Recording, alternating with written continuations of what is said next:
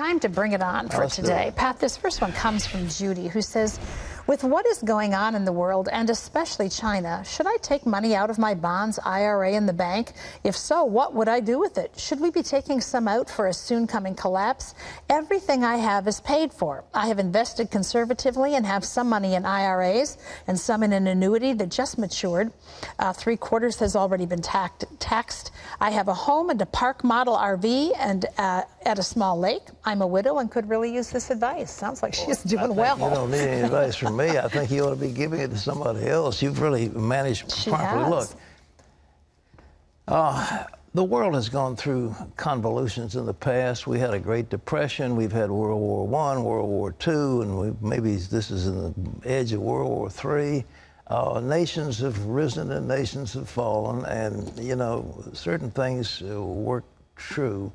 And I think that, like it or not, well-managed, sound equities, sound corporations in the United States have done very well over the years. Now, there have been some dips, but on the long haul, I think companies that pay dividends and have the resources to continue to pay them. Now, there's some that are in fads, and they're going to, you know, the fad will be over. There's some that are in dying industries. You know, I heard of one man, he's a legend in West Virginia. He had all these coal companies, coal mines. Mm-hmm. So he sold them to, I think it was a Russian. He got $530-some million for them, okay? So a couple of 3-4 years later, the value of coal mines, thanks to the Obama administration, have been terribly impaired. So this gentleman, who we think is such a genius, offered his, you know, the person who'd bought his company, he said, I'll give you $5 million for it. And the guy said, okay, you can take it. So he bought all his coal mines back for $5 million. So you think coal's pretty good stuff, but it's gone down. But nevertheless, he now has something that he bought very cheaply, and it's going to go back up again. Mm-hmm. That's what happens. It goes up, and it goes down, and it goes up, and it goes down. So, you know, the Federal Reserve has destroyed interest, have destroyed the earning capacity of savers. Mm. But I still like these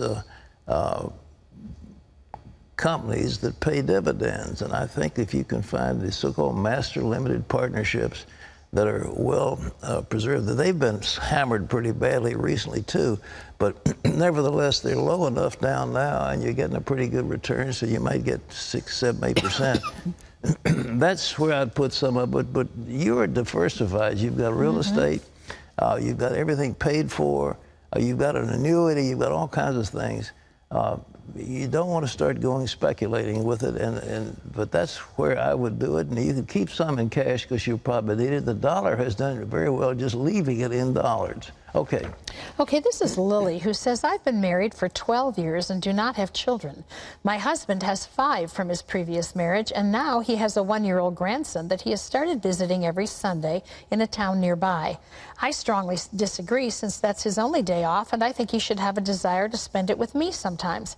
I'm thinking about divorce. Am I wrong? Yes, you're wrong. There's no ground in the Bible to divorce a husband because he spends time with his grandson. I mean, that's just not exactly... Go with him. Yeah, well, yes. I think Terry just said it. Maybe that's what you've got to do. Man, that's tough, though. Make it so much fun that when he wants to be with you, I think, you know, we think, well, I've got him hooked, and he's signed the papers, and you know, it doesn't work that way. There has to be ongoing romance. There has to be the never-ending courtship. Always love, always, you know, you send flowers, you give perfume, you give compliments. There's got to be loving and hugging and kissing. She wants time, yeah. She wants time with yeah, him. Well, time. But I mean, over and over again, that's what's got to be. And you can't. But I don't know why this man prefers his grandson to you. I mean, I don't know you, I don't know him. Mm-hmm. But it does seem that he wants to spend time with his wife. But no, that's not ground for divorce. That was your question. No. Yes. Okay. Okay, this is Antoinette who says, I've recently sold our family home. Do I give a tithe or a first fruits offering? And if a first fruits, then at what percentage? I think the tithe, you figure the profit. I mean, you know, you sold a home. What was the value? How much did it cost to you? I mean, and it's you could tithe the profits, and I think God will bless it. All right. This is Jesse who says, it seems like the local church promotes a larger social distance between married Christians and single Christians. I'm referring to married men and single men and married women and single women.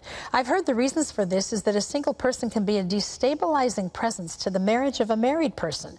How can a single Christian serve God in the local church without being limited by marital status? Well, I think they have classes and fellowship groups for married people and singles.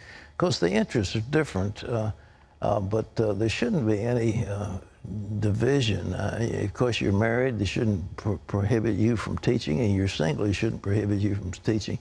And to say, well, they're destabilizing, that's nonsense. But I do believe that, you know, it's appropriate to, your interests are different. I mean, a housewife is going to talk a little differently than a single girl is going to be talking. A single girl is thinking about boyfriends and getting married. The housewife's thinking about how to maintain her home and her children. It's a different thing. Yeah. Okay. Well, that's all the time we have for today, but we love receiving questions from you, so please feel free to send them to us. You can just email them to us, and we'll try to answer them on the program.